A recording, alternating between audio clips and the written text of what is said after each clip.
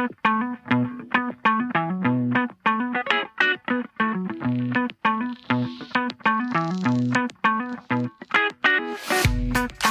a question for you. Why do we eat? On the surface, it seems like a simple question. We eat because it's biologically necessary for our survival. But for us humans, it's a bit more complex than that. We eat for a number of reasons. We eat for social and emotional reasons, to celebrate big occasions, or as solace when we're depressed or anxious. Some of us have religious or ethical guidelines for eating. Many of you listening to this podcast eat to fuel your fitness goals. Powerlifters, bodybuilders, endurance athletes, and CrossFitters all eat in a prescribed manner to fuel their activity. Many of us eat in order to lose or gain weight. If you're at all interested in health and fitness, then you care about your nutrition and would like the way you eat to help you achieve your body composition or athletic goals. Or perhaps your goals aren't as ambitious. Maybe you just want to eat healthier in order to be healthier. Today we're going to talk about another reason to eat, to optimize your sexual health. Hello and welcome to the Over 50 Health and Wellness Show. I'm your host, Kevin English, and I'm a certified personal trainer and nutrition coach. I created this podcast to explore themes and topics vital to healthy aging. Join me each week as we meet subject matter experts and inspirational men and women to discuss not just how to survive as we age, but how to thrive. How to live our strongest, most vital lives into our 50s, 60s, 70s, and beyond. My guest today is Christine DeLozier. Christine is an acupuncturist and herbalist who specializes in sexual health. She holds master's degrees in acupuncture, traditional Chinese medicine, and counseling, and she's a certified holistic nutrition counselor. She is the author of the book titled Diet for Great Sex, Food for Male and Female Sexual Health, which uses scientific evidence to uncover the best dietary habits for great sex, merging modern science with traditional Chinese medicine.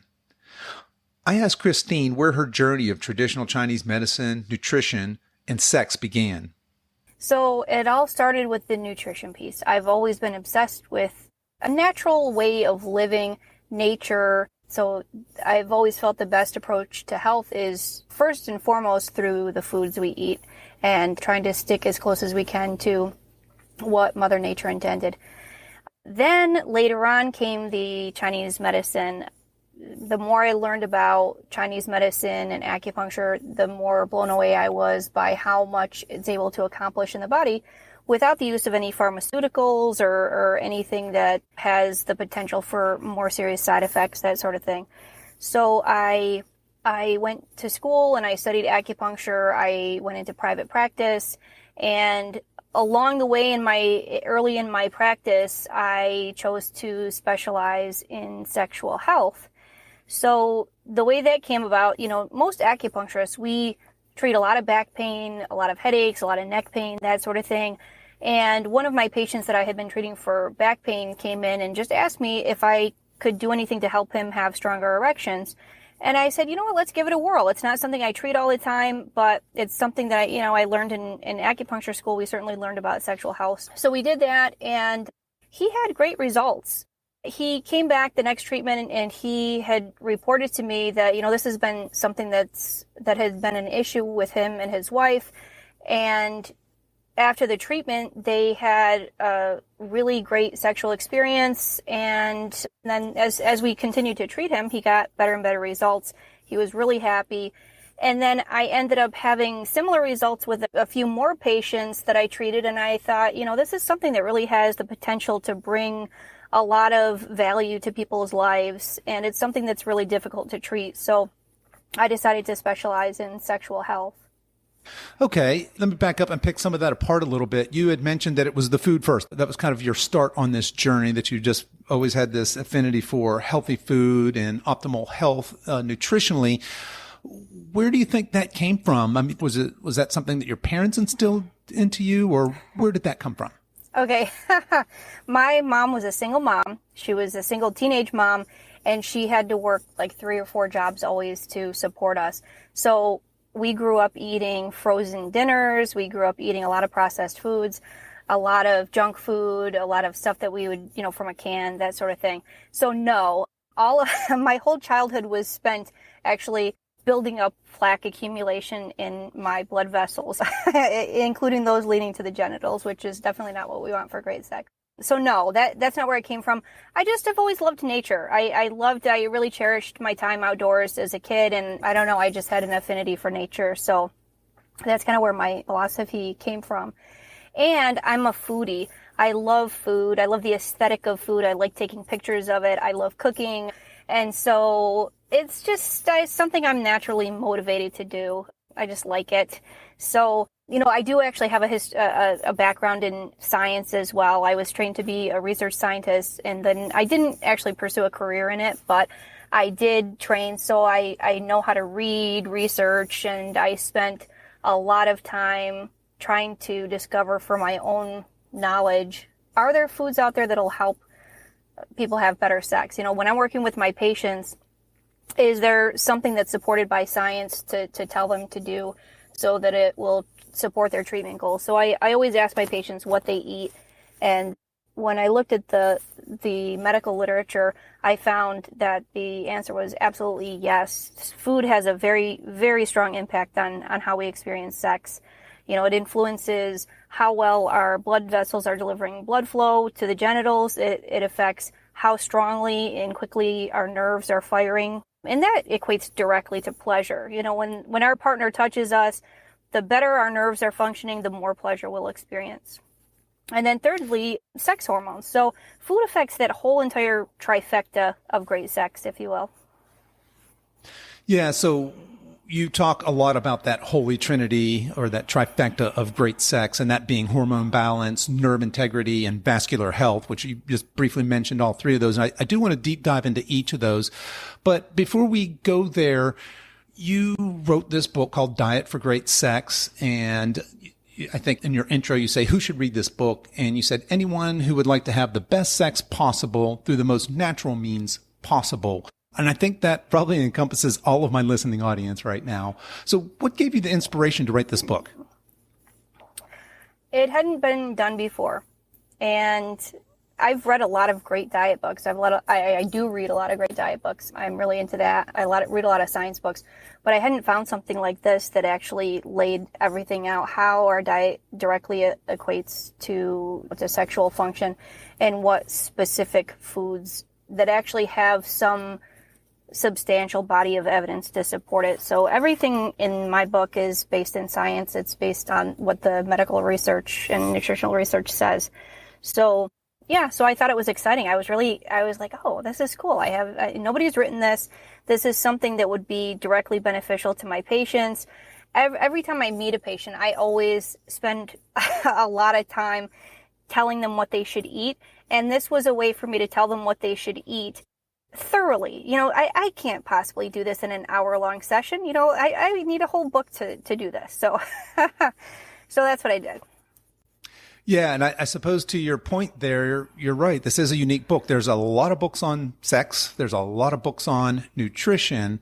But to my knowledge, this is the only book certainly that I've read that combines the two. And as I was reading through this, it occurs to me very quickly that the diet principles or the nutritional principles that affect great sexual response are the same that would affect just holistic, healthy, active people, right? So let's dig into this a little bit. We all know that hormones, that's the most obvious one, right? Let's start there. We all know that hormones affect sex. That one's pretty obvious.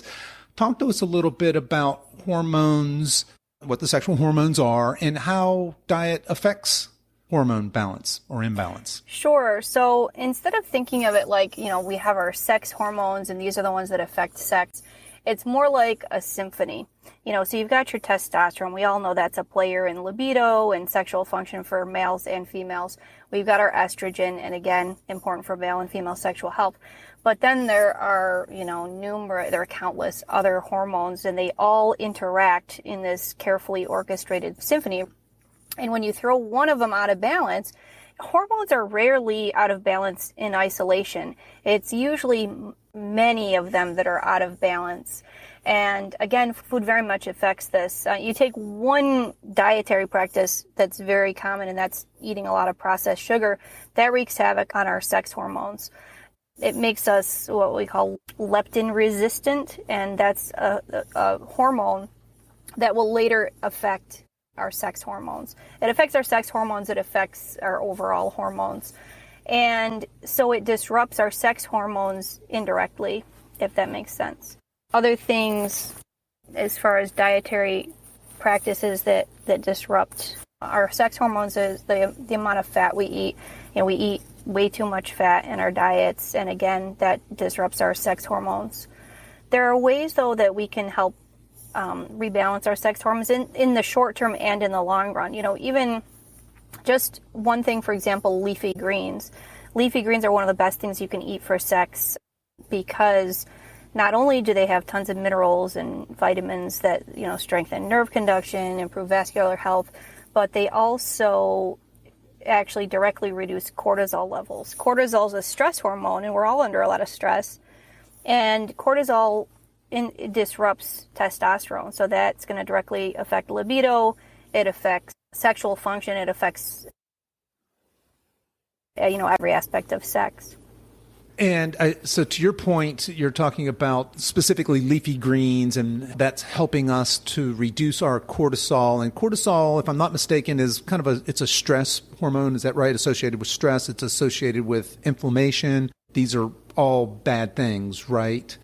And you had mentioned also, of course, things to avoid being high fat, high sugar, which unfortunately is a big part of the standard American diet. But aside from leafy greens, what are some other nutritional practices we can participate in to help balance that? You had mentioned there's the short term as well as the long term to help bring our hormones into balance.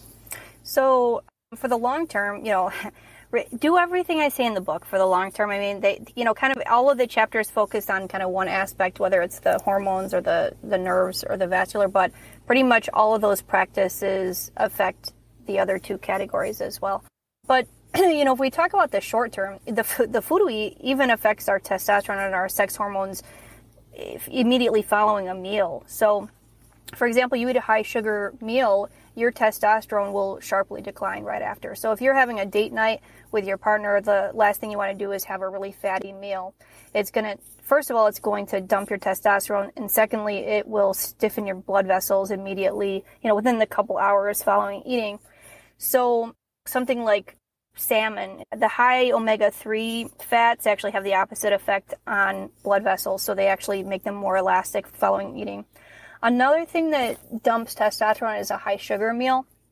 So the sugary sweets, we'll leave those aside even for a date night. In the long term, they disrupt hormones, but even in the short term, they disrupt hormones. So if you're going to have a night with your partner, avoid something really sweet and really fatty, and instead have some of the other things that we'll talk about that improve blood flow in the short and long term. Okay, so already we're getting some great advice here. So for date night, and I think this is probably common for a lot of people, might be that rich, high-fat meal followed by a sumptuous, sugar-filled dessert, two things that are not going to serve us that evening on that date night. So thanks for sharing that. And just to talk a little bit more on the fat, because you had mentioned, a piece of salmon might be a good choice, and the reason being it's got that high concentration of omega-3 fatty acids. Can you talk a little bit about the difference between good fat and bad fat, so to speak, and its role on sexual health and sexual function? Sure. So in general, total fat in general will have an effect on blood vessels, according to the research, regardless of the source. If you're having too high of fat, even if it's coming from good fats like nuts and avocados and things like that, you still will have some vascular effects that are undesirable for sex. However, those are better, and we definitely want to include those in our diet. The worst fats for your blood vessels are, of course, the trans fats, and the worst fats are the ones that are the most processed. Even oils are very dense fats that aren't great for blood vessels. Your best source of fats, again, are going to be something like your omega-3 rich fats, your PUFAs and your MUFAs, so your monounsaturated fatty acids, your polyunsaturated fatty acids. Those in research have a better effect on the vascular system. I think that for a lot of us, date night often involves going out to a restaurant, right? Where our chances are pretty low of our food not being prepared with vegetable oils, right? So we'll get around to talking about what we should eat for a date night. But for now, let's move on. Let's move on from hormones and understanding that hormones and this nervous system and vascular system and all these things they're not independent of one another. They're working in concert, just like you had mentioned, your hormones. It's not so much of any one hormone. We think testosterone and estrogen typically when we think sexual health and function, but I think you called it a symphony of hormonal balance. And we certainly want to eat for that balance, both short-term and long-term. In terms of the nervous system, you had written that as we age, our nerve impulses, they grow weaker and slower, and they take longer to respond to stimuli. And what this means for sex is that the communication between the genitals, the spinal cord, and the brain is not as good, which can result in less arousal and less pleasure. And for those of us folks over 50, if we eat more antioxidants and omega-3s, we can improve some of that nerve conduction. Is that a fair way of saying that? Absolutely. Yeah. Yeah. The damage that happens, so it's not just it's not just aging. What it is oxidative stress. It's all of that accumulated oxidative stress from our lifestyle, from our diets, the way that we treat our bodies, our exposure to environmental toxins. It all causes oxidative stress on our nerves and slows them down. So there's been lots of research showing that antioxidants will, in fact, speed up nerve conduction. So it's probably the best thing you can do to make your genitals more sensitive to your partner's touch. Okay, so now we're getting somewhere. Okay, we all want that. What are some good examples of healthy antioxidants? What foods should we be eating to get some of these antioxidants into us? Well, of course, lots of fresh fruits and vegetables. Berries are a great source. Leaves are a great source. One of my favorite foods for antioxidants are mushrooms. In fact, I wrote a whole chapter on mushrooms because I love them. They're kind of amazing, miraculous health food. And they're so fascinating the way that they operate on the body. They have tons of antioxidants. Antioxidants are going to help that whole trifecta of great sex. They help everything. And also, the coolest thing about mushrooms is this. There is a lot of research that's, modernly we've focused our research efforts more and more on the microbiome and just how much it affects every aspect of health. This balance, this delicate balance of microbes in our digestive tract. And of course, we have these microbiomes throughout our body. We have a microbiome on our skin and our ears, on, our nasal passage and our digestive tract. So we see in research that this microbiome affects everything. It even affects your risk of cardiovascular disease. There was one study, for example, that showed that you can actually, if we have a group of mice that's at high risk of cardiovascular disease, we can actually transfer that risk by just transferring their feces into a new group of rats. Those new group of rats, their digestive tract is then populated with these microbes that will increase their risk of cardiovascular disease. So this microbiome, it's huge. And the research that I saw, there are loads of studies on this too, showing that the benefit of mushrooms is they actually act on the microbiome, improving the diversity of the microbiome and improving the populations of beneficial bacteria and reducing populations of pathogenic bacteria, which is so amazing. And each mushroom has a different action and it affects different microbes in the digestive tract. So it's so cool. It's fascinating. And then on top of it, they have all these other benefits as well. So mushrooms are my favorite antioxidant. Yeah, and I certainly wanted to ask you about mushrooms because you have a whole chapter on it. And some folks may not know that mushrooms actually are not plants. They're clearly not animals. They're their own sort of kingdom. So what are a few of your favorite mushrooms? Well, let's see. Okay, I just actually made my mom was sick and I made a soup for her. What I made sure that I included was oyster mushrooms. It's one of my favorites. But even white button mushrooms improve the diversity of the microbiome. The cheapest ones, the cheap grocery store mushrooms. But I like oyster mushrooms because they're one of the few foods that actually has vitamin D in it. So there's some new research on that. It's not typically listed as one of their nutritional benefits, but there's new research showing that they do have vitamin D. And so I made my mom a soup that had, some oyster mushrooms in it. It had some white mushrooms and that, they have that immune benefit as well as some of the other things. And then my favorite fun mushroom is chaga. Chaga is so delicious and it's fun and it's, I just love to have it. It's actually a fungus that grows inside the bark of birch trees and also some other trees. I harvest it here in where I live sometimes. And it's these big woody chunks. It doesn't actually look like a mushroom. It looks like these like black and like woody chunks with this black substance on it. It was used as a coffee substitute in World War II because it has this delicious vanilla flavor. You boil it and it extracts this, caramel colored, it looks like coffee. It looks about the same color as coffee, has a nice vanilla aroma. And what I like to do with it is I either put a little spoon of honey in there, or I'll throw some fennel, some cinnamon, some cardamom, and some other spices in there, some cloves maybe, and I whisk it up with some honey and maybe some almond milk or something, and I have it either iced if it's in the summer or hot in the winter as a chai latte. If I'm not mistaken, that sounds familiar. I think that recipe's in your book. Is that right? It is. Yep. Mushroom latte. Yeah. Okay. Yeah. So certainly oyster mushrooms are something that are fairly accessible. I know that you can go online and buy a kit and grow your own. And they're probably in some of your local grocery stores, certainly button mushrooms. When we start getting into things like chaga and cordyceps and some of these other more exotic ones, how does one go about procuring or finding these? That's part A. And then part B is I know that, for example, some of these mushrooms now, there's this in the kind of the health and wellness space, these things are being powdered and sold as supplements. Is that a good option for somebody who doesn't have a local resource to get some of these mushrooms fresh? So the best way to get these, I usually get them through Etsy. You can get them through Amazon too, but they're a little bit more expensive and they're, it's like a company that makes them. But if you get them on Etsy, a lot of times there are people who forage them wild and then they package them at like small scale operations, and you can get them at a better price and they're really good quality chaga as well. The cool thing about chaga is that you can reuse it.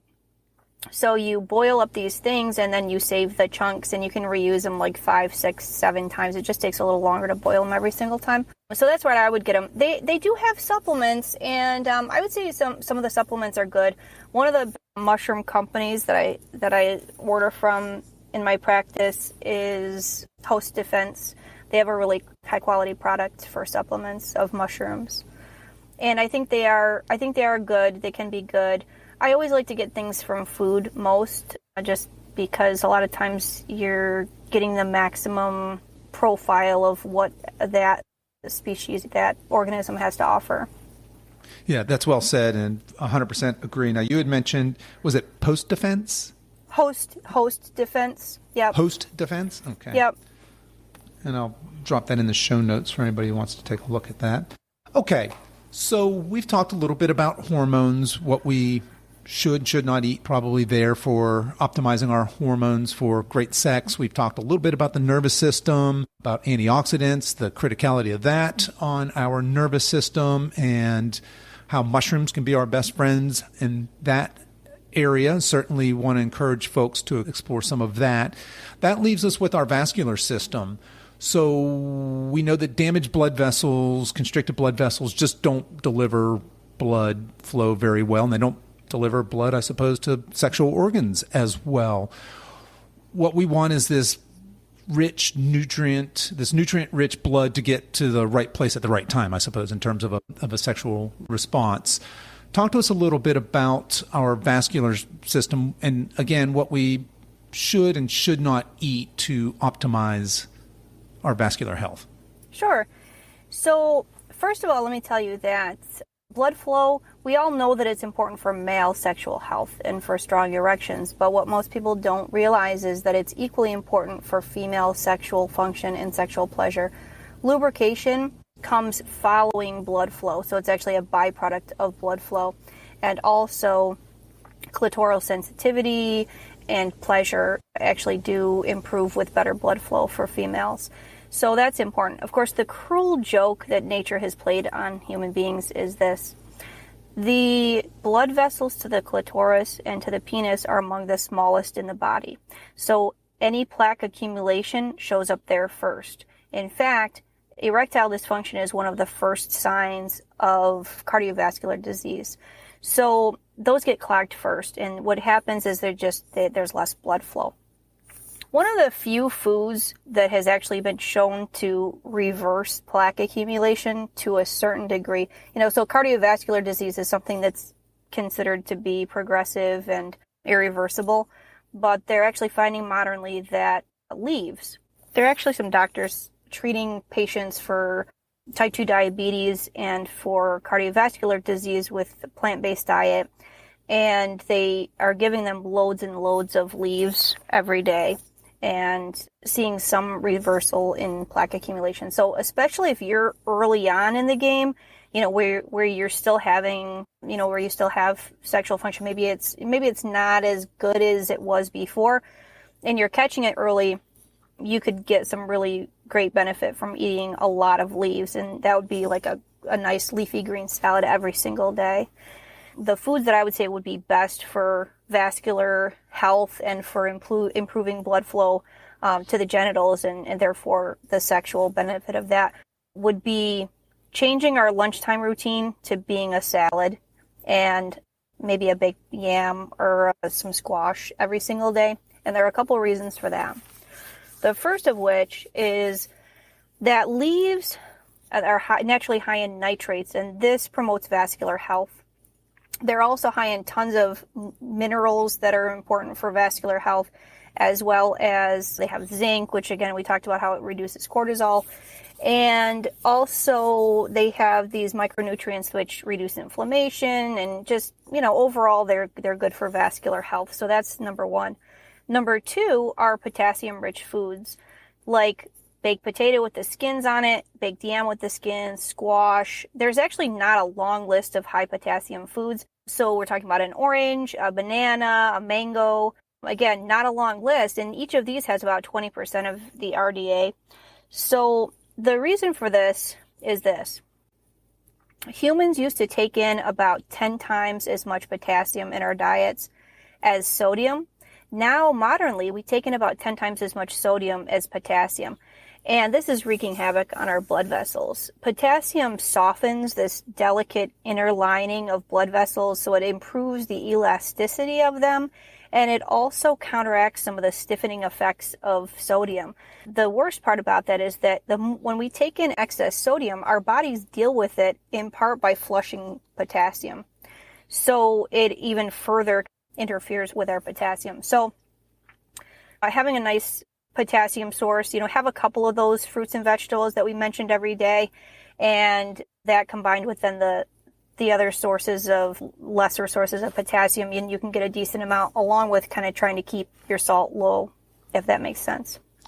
No, it certainly does. And to your point, I think you had mentioned that it's probably ancestrally we were biologically built for a 1-to-10 ratio of sodium to potassium, if I heard that right. But unfortunately, in our modern world, that's probably reversed. Now it's more of a 10-to-1 sodium to potassium. And going back to our example of date night often is at a restaurant, I know that when we cook here at home, we're not big salt users, and it's amazing. Some restaurants, when you go out, the biggest flavor profile in pretty much anything you order is salt. We just salt everything as Westerners. And it's also fascinating that you mentioned that the smallest blood vessels are those leading to our genitals, and they're the first to start to get the ill effects of this constriction. Okay, so keeping kind of on that mineral and micronutrient train for just a minute, talk to us a little bit more about some of these other minerals. I know that in the book you go through and you talk a lot about, I think some of the big ones would be magnesium, zinc certainly is one that comes to mind, calcium, in addition to the sodium and potassium. Yeah, so when all of these minerals, they're involved in every process of the body. So from, every time a nerve fires, you're utilizing all of these minerals, these major minerals, calcium, magnesium, sodium, potassium. And so nerve conduction, of course, relies on these minerals. And our bodies, while they always struggle, they strive to maintain this perfect balance of minerals. When you're not getting enough of them in your diet, it absolutely affects your health. So I've talked to people and they've said, oh, well, you know what? Not having enough potassium doesn't matter because your body maintains these precise levels of sodium and potassium and it just flushes out all the excess sodium. So you're fine. And with other minerals, all of these minerals, if our bodies do still maintain function even at suboptimal levels of these minerals, but it certainly still affects our health. It definitely affects our vascular health, our nerve health, our hormonal health. It affects everything. And so I should say, though, that I personally feel like the best way to get these minerals is through diet. I think it's really hard to kind of play God and figure out, or play Mother Nature and take supplements that are in these optimal ratios. All these minerals compete with one another. So calcium can interfere with iron absorption. Magnesium can interfere with calcium absorption. Zinc can interfere with magnesium absorption. They all compete for binding sites in the body. And when you load up on one of them, you can inadvertently give yourself a deficiency in another. So trying to play the supplement route with minerals can be tricky. I mean, having said that, many of us don't get enough of these minerals in our diets. And so, so if somebody wanted to supplement, can take a multi-mineral, it should be more broad and balanced, though, if you're going to do that. Because these minerals, it's basically this complex sequence of chemical reactions involving all of these minerals. That's how our body operates. Every time our heart contracts, when even, peristalsis, the muscular contractions that move food from one end to the other, they all rely on these minerals. Just like, okay, so we have these distinct pieces. We have the vascular system, the nervous system, and the hormonal balance. But of course, every substance produced by the body is controlled by our nervous system ultimately. So they're all kind of mutually influential, and every nerve contraction depends on this adequate balance of minerals. Yeah, and I love how you bring up the topic of supplementation and how individual supplementation, it fits our culture, right? We have this instant gratification kind of mentality, but clearly getting our micronutrients, minerals, vitamins, etc., through whole foods would be the preferable way. And then if there's for some reason you can't get that, working with your practitioner to come up with a supplementation plan. And I think you also brought up a great point when you talked about the body, and you were describing mineral balance, how the body will maintain function, but you made the distinction between functioning, just getting by and not shutting down, versus optimal health. And that's really what your book is about. It's about optimal health. It's about, you didn't call it just having sex. You called it having great sex, which means that you're going to have this optimal, great diet, right? You're going to have all of these systems, this hormonal system, this nervous system, this vascular system, all firing together to work optimally. So I love all of that. Being a bit of a nutrition nerd myself, I love it. So Christine, let's switch gears just for a minute. You've got another section of your book, for lack of a better word, I'll call them aphrodisiacs, right? So most people out there are probably thinking, well, okay, oysters, they've got a reputation. Ginseng, you've got a reputation there. Talk to us a little bit about, since you brought up supplementation, talk to us about quote unquote aphrodisiacs. What are some good ones maybe, and what are some bad ones? And maybe again, that distinction between buying that in a pill versus buying that food in a store. Sure. So some of the herbal supplements are typically on the stronger end of the aphrodisiacs, the ones that actually work. All the aphrodisiacs that I looked at in the book, I only included ones that had some kind of research to support their efficacy. Most of them didn't have a lot of research. It was usually just like 2 or 3 studies. So it's not real strong evidence.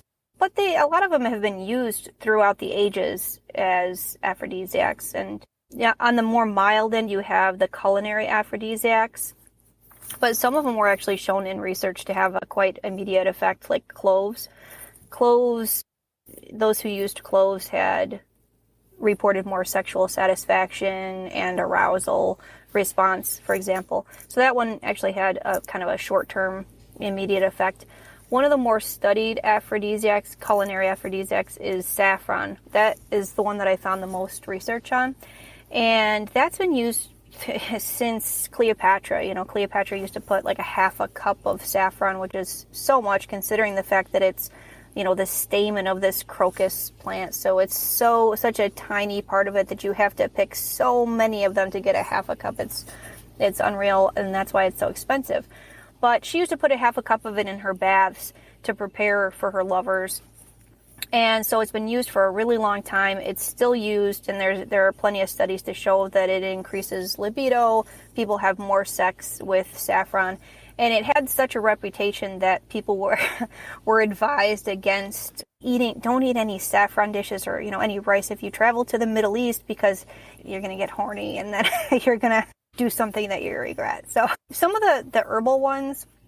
So Spanish fly, actually it's not herbal, it's animal. It's the blister beetle, and it's basically mashed up blister beetles. Unfortunately, the problem with it is that it can be dangerous. It does work. I mean, it irritates the urinogenital tract so much that you get a lot of blood flow to the area. So it will lead to stronger erection for guys and more blood flow for women.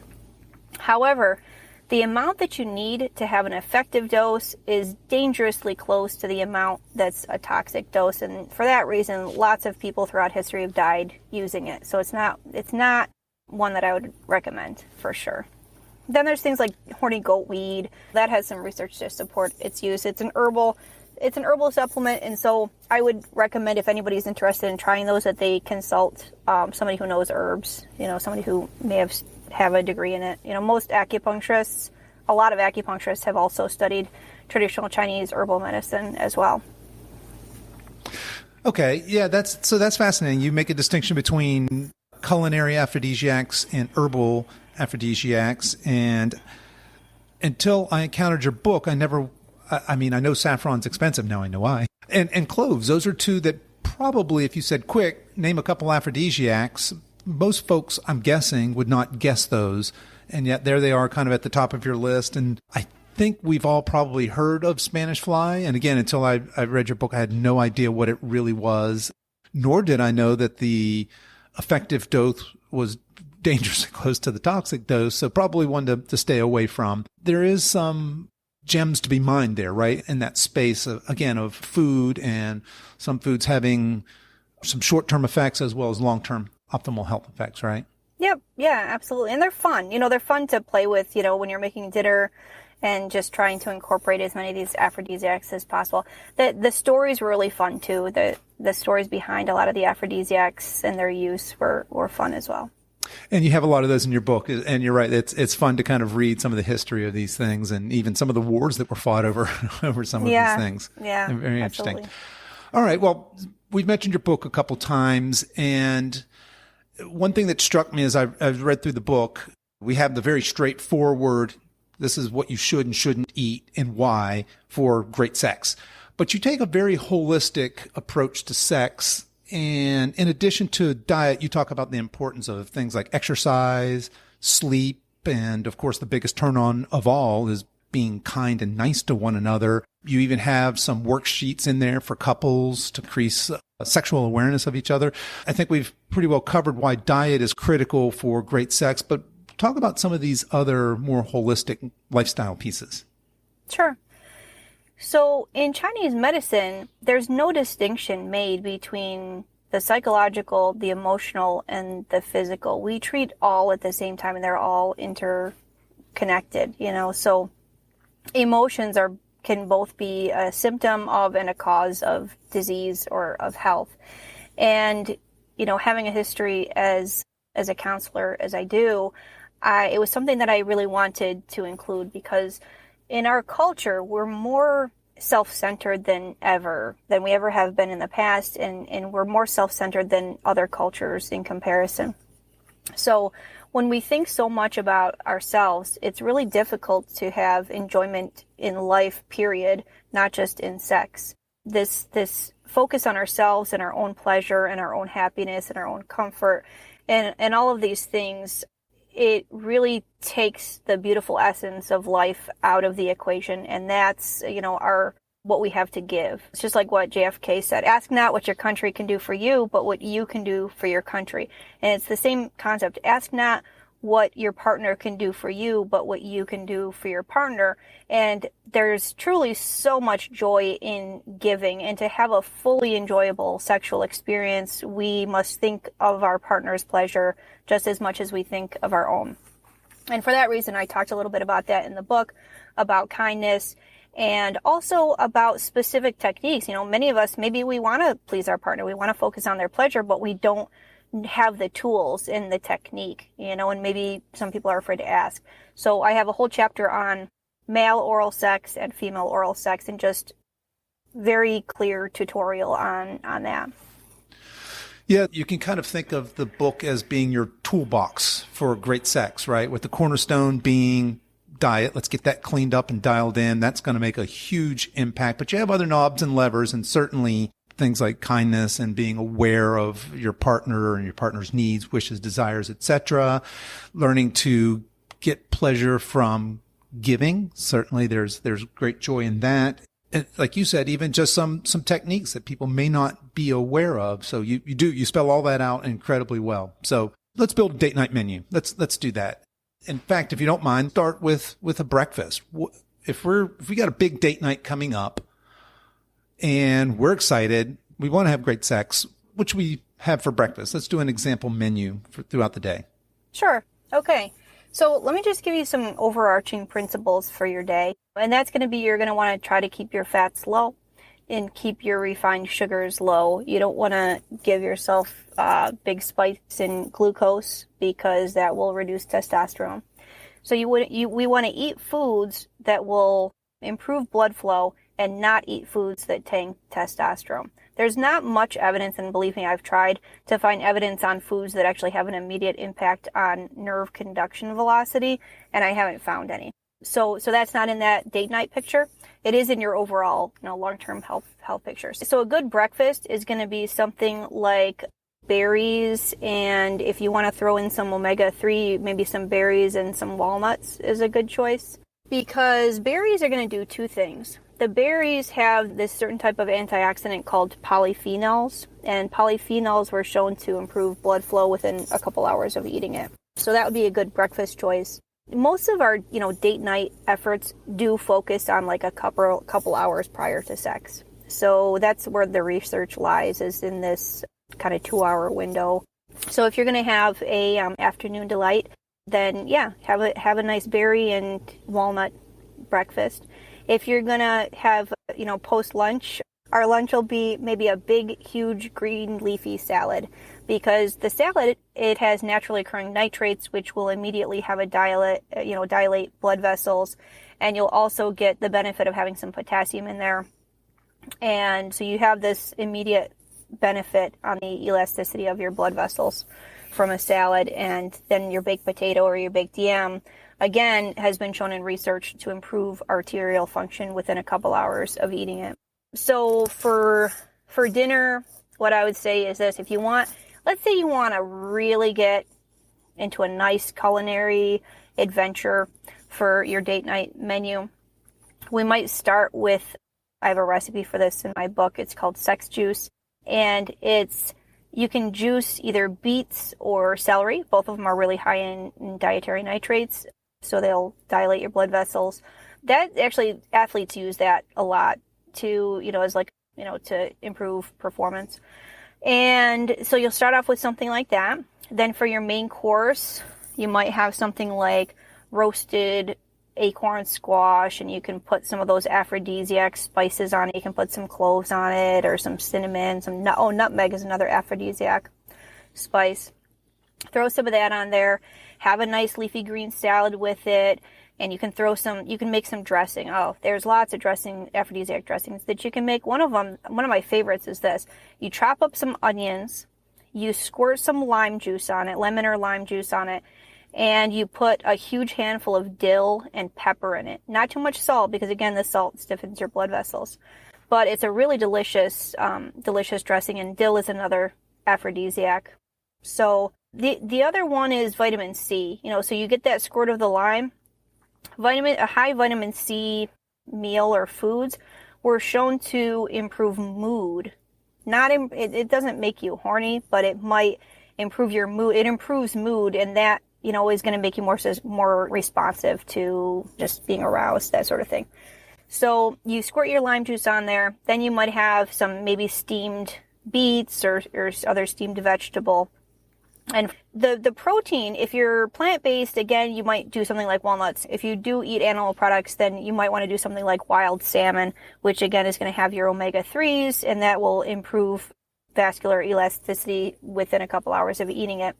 And then for dessert, instead of a sugary snack, or a sugary dessert, you're going to have something like maybe raspberries with mango, or and you could even have a few walnuts on top, that sort of thing. It's actually really good. It tastes really good. It's a nice dessert. The thing about it is, you got to train your body.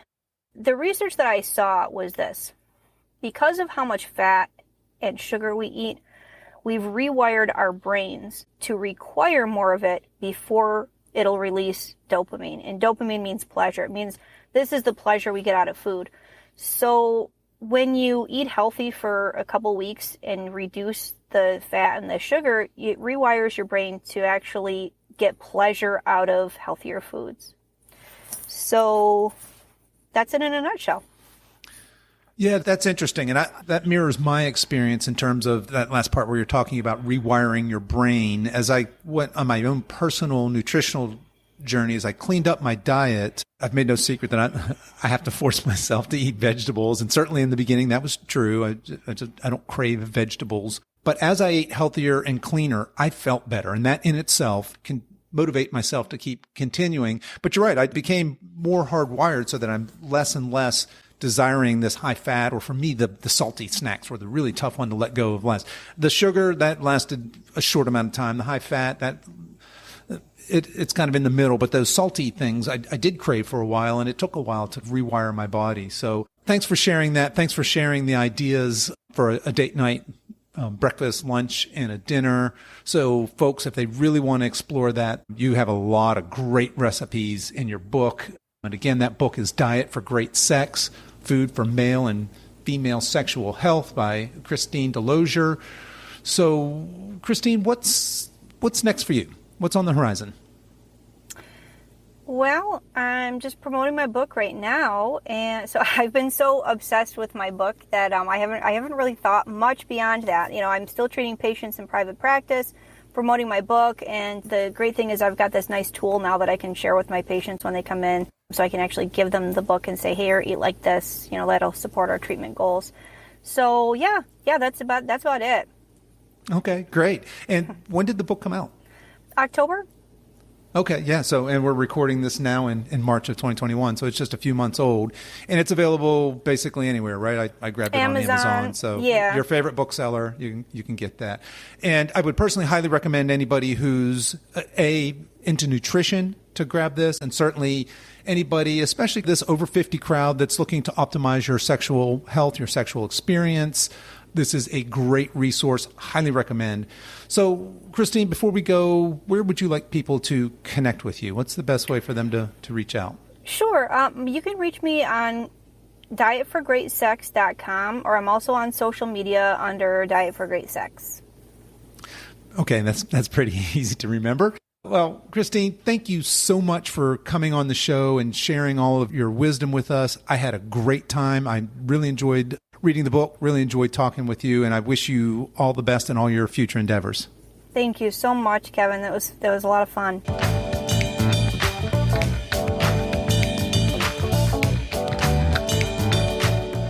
Well, that's our show for today, folks.